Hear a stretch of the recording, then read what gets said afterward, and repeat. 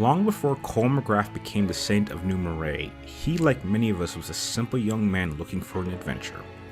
After deciding to drop out of college mainly so he could piss off his parents, Cole would become a bike messenger and would work alongside his best friend Zeke and his girlfriend Trish and would deliver packages all across Empire City.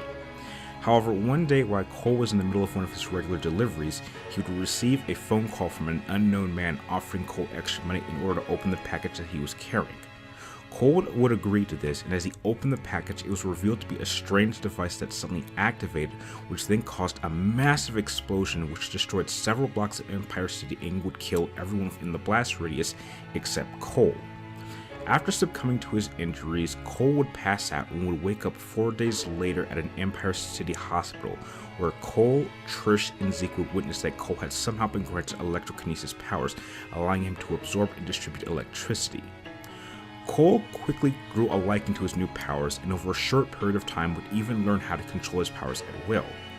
After gaining these powers, Cole would then use his powers to battle the newly appearing gangs and their leaders that would appear all across the districts of Empire City, and would even aid the local authorities to help regain control of the city and protect the civilians, as the civilians of Empire City began to see Cole as a hero. Over the course of his adventures, Cole would have random encounters with a mysterious man named Kessler, who seemed to know Cole on a very personal level,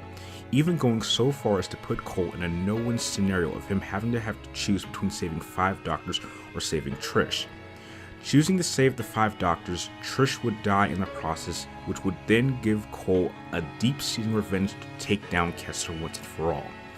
Cole and Kessler would have their final battle in the blast crater of the Ray Sphere, and after a hard-fought battle, Cole would emerge victorious, only to discover that Kessler was an older version of himself who had traveled through time in order to prepare his younger self to battle a powerful being simply known as the Beast. Delsin was a young street artist who spent his time marking buildings around his community as a form of self-expression. However, this constant marking and acts of illegal activities would put him at odds with his older brother Reggie, who happened to be an officer of their community, forcing him to have to arrest Delsin on multiple occasions. One day, Delsin and Reggie would witness the crash of a military convoy where a trio of conduits would escape. After a small standoff with one of the escaped conduits, Delsin would accidentally end up absorbing the powers of one Hank Daughtry, revealing to Delsin that he too was a conduit and would chase Hank into custody of the DUP. After being interrogated by the leader of the DUP, one Brooke Augustine, who also seemed to be a conduit who used her powers to control concrete and incapacitate others, Delsin would wake up weeks later to discover that many of the civilians of his tribe were badly injured by Augustine's powers, and the only way to save them would be to absorb Augustine's powers and reverse the injuries that she had caused them. Choosing to chase down Augustine, Delsin and Reggie would make their way to Seattle, Washington, and there they would discover that the DUP had taken total control of the entire city and its districts and were arresting those who were believed to be conduits so that they could be shipped off to prison camps. After witnessing what was happening in Seattle, Delsin decided to make it his mission to take on Augustine and the DUP forces, and Delsin would even eventually find himself encountering the 2 other escaped conduits, Abigail Walker and Eugene Sims, from the military convoy that had crashed in Delsin's village. And after battling and absorbing their powers, he would form an alliance with them, recognizing that the 3 of them had a similar goal in wanting to take the DUP down. Delsin would even eventually run into Hank Daughtry, who would somehow escape Augustine's custody, and would convince Delsin and his brother Reggie to team up with him in order to rescue Abigail and Eugene, who had been recaptured by Augustine and had been taken to a DUP island base.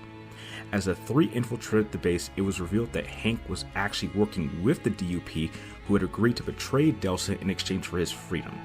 As Delsin and Reggie were forced to retreat, the 2 would be knocked off the side of a ledge where Augustine would attempt to encase both of them in concrete. However, Reggie would sacrifice himself by letting go of Delsin, allowing him to escape. Seeking revenge, Delsin would hunt down Hank, but would choose not to kill him, understanding that he was forced to betray him, and would let Hank go to see his family. Teaming up with Abigail and Eugene, the 3 would plan a final assault on Augustine and her forces, and would fight their way to the top of the DUP headquarters building, where Delsin would confront Augustine and would defeat her, also successfully absorbing her powers. After defeating Augustine, Delsin would return to his village and would heal all of the civilians there who had been injured by her powers. Well, hello again there guys, this is Brian, the 3 Topics Gamer, and I'm here to present the return of my Versus Series Season 6. And I'm also here to present the first matchup of this season, as I'll be going over a final rematch of this particular matchup. Now, I've already done Cole versus Delsin 2 times before, and under opposing circumstances, as both times ended up being very successful, as they both ended up being some of my most viewed videos that I've ever done on my channel. So when thinking of this matchup, I decided that this time I would take some inspiration from my Cole MacGrath versus Alex Mercer match that I did during Season 5, and would limit this matchup to 1 game per character, this time being Hero Cole MacGrath from the end of Infamous 1, going up against Hero Delsin from the end of Infamous Second Son. Now before we start this, most of the information for this breakdown will come directly from the prior 2 scripts that I've done for this matchup, so if you already know about these characters, feel free to jump to this time point and check out the final verdict. Now, let's see how this version of this matchup will play out, and I promise you this will be the last Infamous matchup between these 2 that I put together. So with that said, let's start by comparing these 2 physically. By the time Cole received his powers, he was a 25-year-old human male and seemed to be well into his physical prime. Being a bike courier for years and being highly skilled with the use of parkour would have kept Cole in very good shape, giving Cole a great amount of stamina and allowing his body to be very acrobatic. In terms of Cole's levels of physical strength, however, though being a bike messenger and practicing parkour would have certainly kept him in great physical shape, I do not believe that it really would have required Cole to have the highest levels of strength, which to me would make Cole pretty average when compared to a normal human male around his age, certainly during this period of his life. Now, in terms of his department of durability, however, Cole was very tough. His engagements against gun-wielding opponents, mutants, and other conduits would have pushed his durabilities to levels that were certainly well above that of an average human male during that period of his life. However, his best example could be seen during the events of Infamous 1's final battle against Kessler, as Kessler was an older version of Cole who would have had an intimate understanding of what Cole's abilities were at that time, thereby placing Cole at a serious disadvantage, was still able to overpower and defeat Kessler. Cole's only physical combative weaknesses that could be presented was that due to the fact that his body was in a constant state of regulating electricity, he could take serious damage from any big pools of water. And though Cole's body could channel and absorb multiple different forms of electricity, if he runs out of all of his energy, his physical statuses of his body will decrease greatly, reducing his speed, strength, and durability down to an average human's level, thereby making the constant absorption of energy a crucial element to Cole's survival. By the time of the events of Infamous Second Son, Delsin was a 24-year-old human male and was in fairly good shape despite having a very slender build. Over the course of his youth, Delsin also took an interest in parkour to keep himself in shape, though it has been described that he was not very experienced as a climber. Sucker Punch's co-founder Chris Zimmerman has stated that Delsin can parkour twice as fast as Cole, leading to the notion that Delsin is faster but Cole is more experienced in this practice. After gaining powers and becoming a conduit, Delsin showed many physical enhancements.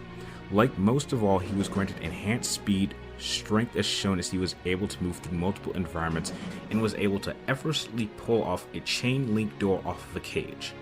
Delsin's durability has also been shown to be heightened as he was able to fall from relatively high distances and land unharmed, and he's also been shown to be able to withstand numerous gunshot wounds while showing only a slight sense of discomfort.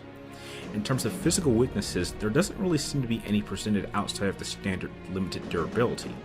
He's tough, but he does have his limits and can't seem to withstand a great amount of damage at one time, needing to fall back in order to recover from damage. Overall, Delsin in a physical sense shows a balanced amount of physical prowess in his class of your typical conduit in the Infamous franchise. When it comes to comparing specifically Infamous 1 Cole against Delsin, while from the outside it might seem that these 2 might be on par with each other, there are a number of slight advantages that grants the edge to one of these 2 combatants. As stated earlier, when it comes to their use of parkour, Delsin is faster, but Cole is more experienced. One thing that is stated is that Delsin might be a bit stronger and tougher than this younger version of Cole MacGrath. While at full power, This version of Cole would certainly be able to go head to head with Delsin, but as the battle drags out and his energy levels begin to go low, his combative performance will certainly begin to decrease. Though this does seem to be something that he seemed to have overcome during the events of Infamous 2, but for this matchup, that hasn't happened yet. This is a disadvantage that Delsin does not share and would allow him to keep fighting at a tip-top level performance regardless of what state his physical health is at. However slight this advantage may be, it is clear that as this battle drags out, it'll be Delsin that will be in favor the longer that it goes, and because of that, I'm granting Delsin the edge in physical capabilities. And while we're on the topic, just to brush this over really quickly, I would like to state that I will also be granting the Delsin the weapons edge by default, since during the events of Infamous 1, Cole does not have a physical weapon. During the events of Infamous 1, Cole MacGrath's first year as a conduit would focus on gaining experience fighting against the local gangs and other empowered opponents, which would help develop Cole into becoming a powerful combatant for his time. He would be granted a series of powers over the course of his time in Empire City, with his first and primary set of powers being his use of electrokinesis and electromagnetism. With electrokinesis, this granted Cole the ability to not only channel energy in and out of his body, but it also allowed Cole the ability to manipulate any forms of electronic currents. Cole was also able to use his abilities in a series of creative ways, which included being able to create physical constructs like gigawatt blades and other physical weapons to aid him in combat. His primary multi-range attack was his ability to fire off bolts of electricity that could be fired off in a series of different ways, which included an overload burst blast, which could not only damage an opponent, but could conduct to multiple different surfaces causing explosions. He also had the ability to charge a specific section of his brain, thereby making it seem as though time was slowing down, which allowed him to fire a precision shot blast like a sniper rifle. His Alpha Blast attack fired off a kinetic shockwave which could not only knock over enemies, but it could also be used in a defensive manner to repel flying objects and projectiles back at the shooter. Two of Cole's more unique abilities with this power was his ability to not only heal himself, but with an electronic charge could be even more dangerous by having the ability to absorb the bioelectricity in a human, literally turning a person's body off, killing them instantly. He was also able to grant the ability to use a radar pulse, which allowed him to see all forms of electronic currents that could be absorbed to replenish his powers. His electromagnetism powers gave Cole a form of telekinesis, which allowed him to lift metallic items and fire them like projectiles like Magneto from the X-Men franchise. Offensively, his electromagnetism could also fire off shock grenades, which could stick to a target or surface, causing an explosion that could deal serious amounts of damage. Defensively, he could also create a polarity wall which could protect him from projectiles, mainly bullets, but would not protect him from close-range physical strikes. And for mobility, he could also use his induction grind to slide across power lines as well as train tracks, and during this, it allowed Cole to recharge his powers in the process. And with jumping off buildings or high platforms, Cole could use his static thrusters, which allowed him to glide for a short amount of time. Overall, Cole MacGrath during the first Infamous 1 game was a well-balanced combatant with a series of offensive and defensive abilities at his disposal, but he did always need to be aware of his surroundings, as being placed in a serious fight would quickly drain his power reserve, which would then force Cole to have to change up his approach in a fight. When it comes to Delsin's powers, just like I did in my first matchup video using him, though by the end of Infamous Second Son he had access to 4 different powers, I will not be granting Delsin access to his concrete powers. Now, in my first matchup video, some people did criticize me for doing this, but they did not understand the context for why I did this. For starters, Delsin's concrete ability is only accessible if he can get a hold of a specific type of concrete. He can't just touch any concrete he sees on the ground and switch his powers. And in that first fight, it took place in New Marais, where none of that type of concrete would have been available. But when it came to the second fight, it taking place in Seattle, he did have access to it, and since he was taking on the most powerful conduit who had ever lived in the form of Beast Mode Cole MacGrath, I figured Delsin would need all the powers he could get his hands on, but this really didn't end up helping him in the end. With this final rematch taking place in Empire City,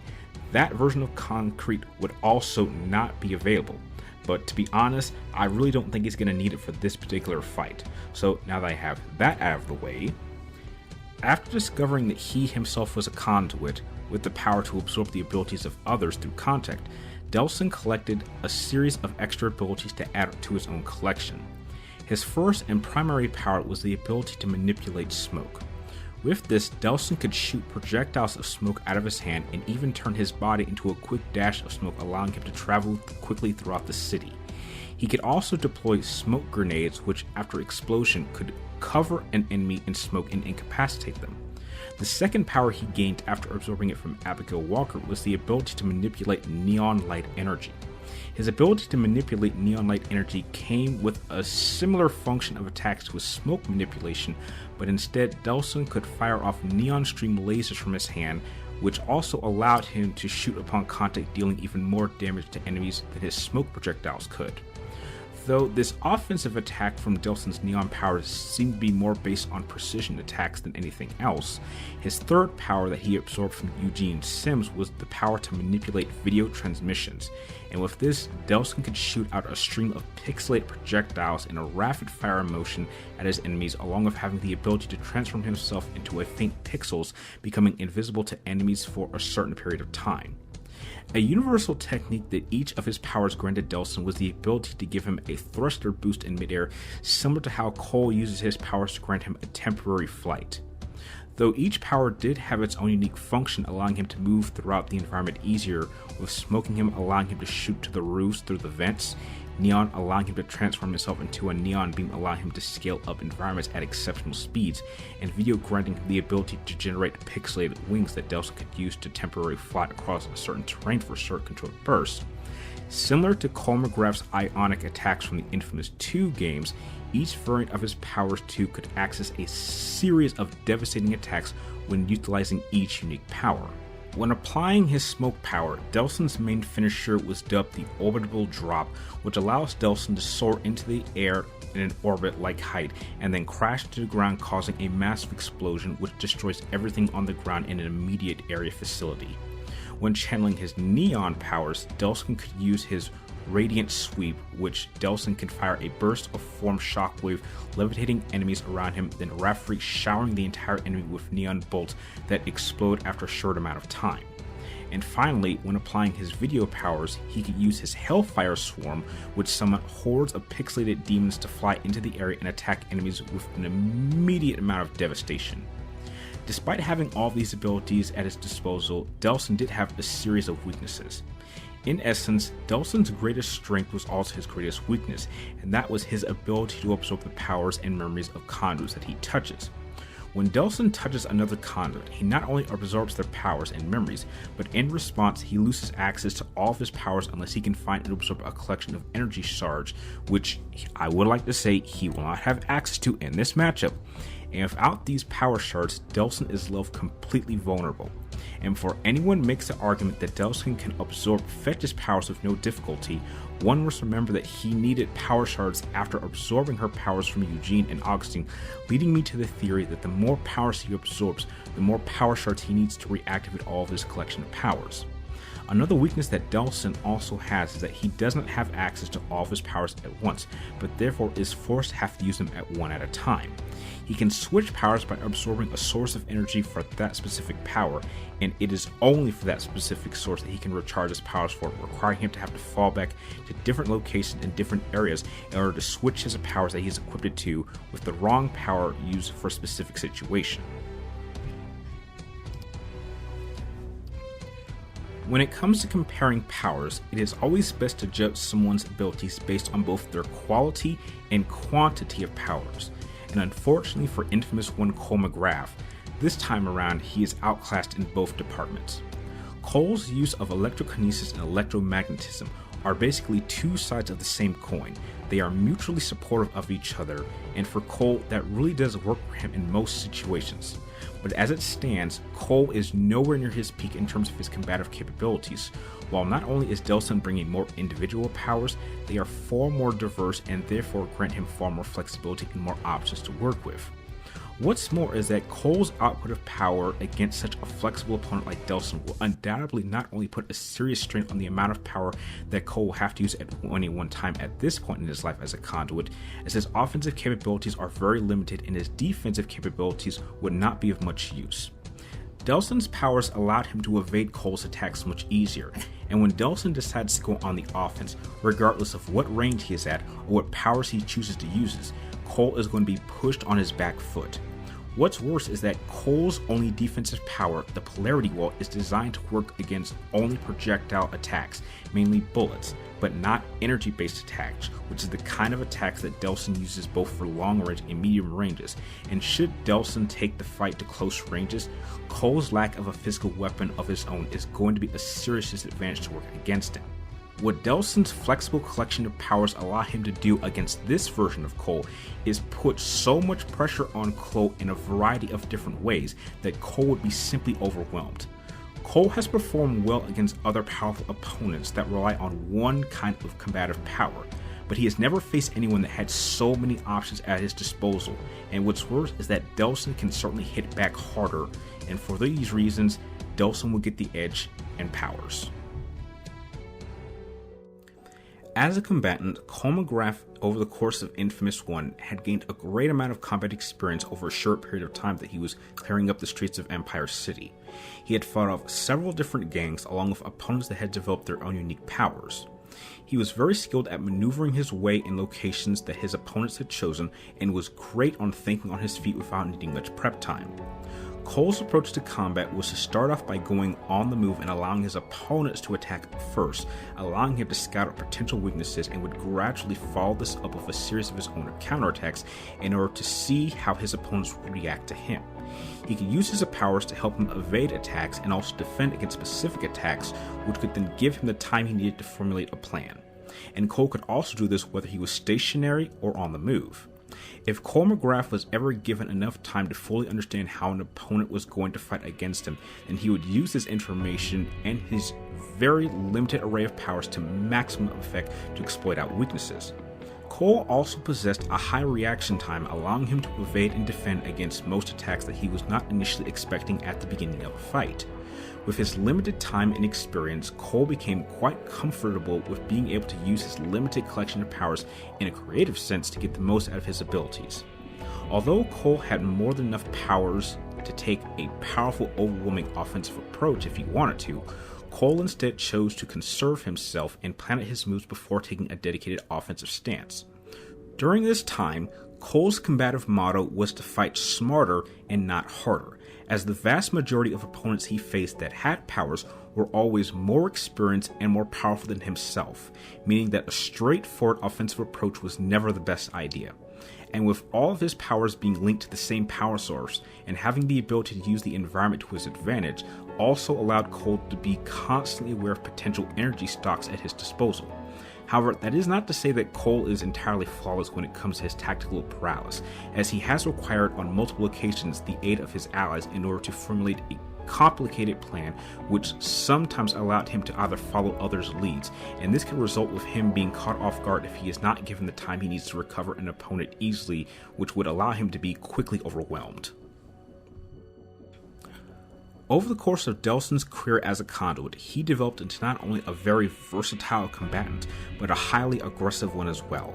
And just like Cole, Delsin had also gained a great amount of combat experience fighting off multiple different groups of DUP officials that all had multiple variations of attacking, but he also had experience fighting against other conduits, with each engagement with a conduit playing out differently, and this made Delsin a very adaptable tactician at first. However, it is my belief that over time as he gained more powers, his sophisticated tactics would evolve into becoming much more dominating and relying on an overwhelming aggressive approach to carry the day. That's not to say that Delsin became a mindless brute by the end, as he had proven in his final fight against Augustine that he could play things smart and was capable of using the environment itself to his advantage, allowing him to switch up his powers when he needed to and could rejuvenate his powers in the midst of a fight. But it is clear to see that from fight to fight that his approach would need to be quite flexible, allowing him to adapt to his opponent's tactics rather quickly, but only if specific events played out in a certain way. In most of his fights, specifically the more tougher fights, he needed the ability to switch out his powers on the fly, otherwise he would be caught off at a disadvantage. Take this aspect away and all of the outcomes of his fight would have played out very differently. In his fight against Eugene, due to his enormous amount of power, Delsin needed multiple sources of neon energy and smoke to continue the fight. However, a major flaw for Delsin is that his tactics are very much dictated by his powers.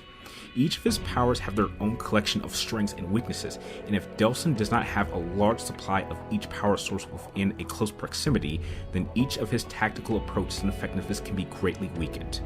You can think of Delsin's 3 powers like 3 different types of guns. Smoke being more of a shotgun, with it being more effective at medium ranges but lacks distance. Neon is more of a sniper rifle, which is good at long distance but packs a punch, but is not very good at close ranges. And Video being more of a machine gun, with it having the highest fire rate but lacks a solid amount of punch. I'll be using this department to not only decide who is the overall superior conduit when it comes to martial skills and battle tactics, but who would ultimately end up winning this particular matchup. Cole MacGrath at this stage in his life is indeed a powerful conduit, but against Delsin, he really is completely outmatched because Delsin has already proven that he can defeat opponents who are not only just as powerful as Cole at this point, but were better trained and combatively experienced. Cole's greatest victory in Infamous 1 was his fight against Kessler, who is pretty much a future version of himself. But when one really looks at that battle, it is clear that this older version was certainly more powerful than Cole, but it seems he was a lot more narrow as a combatant. Instead of keeping himself flexible with his abilities, he seemed to put all of his powers into a few key techniques that Cole at this point was able to adapt to, and over the course of the battle, Cole was successful in wearing Kessler down until Cole delivered the final killing blow. However, Delsin is not narrow with his powers in any way, and in a fight, the moment Cole begins to start forming a plan to fight against Delsin, Delsin will simply switch his powers and completely change up his approach, and Cole has never encountered any opponent that could do this, and he's simply not going to be granted enough combative resources and abilities that would allow him to hold off Delsin for a good period of time. What's more is that Delsin has proven to be successful in defeating conduits like Fetch, Eugene, and Augustine, who all seem to perform best when they pick the environments that they were fighting in, thereby giving them the home field advantage, and yet they all still lost. But since this fight will be taking place on the streets of Empire City, then Delsin will have access to just as many resources as Cole, evening the playing field. Now, there is a possibility that Cole could use this to his advantage by simply training all of the power in a specific area of the city, but this feat of power is something that Cole would not be able to pull off at this point in his life. While all Delsin would need to do is put a good amount of pressure on Cole and force him to respond to him, and what Cole would not do is have enough time to analyze all of Delsin's abilities because of how easily and how quickly he is switching between them. Cole would get desperate and go on the total offense and attempt to fight back, but in the process would burn through his own limited power supply much faster, making him vulnerable. What Delsin will be able to achieve in a fight against Infamous 1 Cole MacGrath on an even playing field like Empire City is force Cole to have to go against every combative instinct that he has been used to using up to this point in his life. He would force Cole to attempt to fight harder instead of smarter, and against Delsin, who does have the slight physical advantage, but has the advantage in weapons thanks to having the close range ability to use his melee weapon, Delsin is not only bringing a higher quantity of powers, but a higher quality of powers, and he also has experience against opponents who were just as powerful as Cole, but were properly trained. Delsin would be able to easily outfight and defeat Infamous 1 Cole MacGrath, and because of this, I believe that the ending of this fight would have good Delsin go out of his way to not only recruit Cole MacGrath, but perhaps aid Cole MacGrath in his battle against the Beast. And because of this, I'll be granting Delsin not only the edge in martial skills and as a battle tactician, I am ultimately declaring Delsin the winner.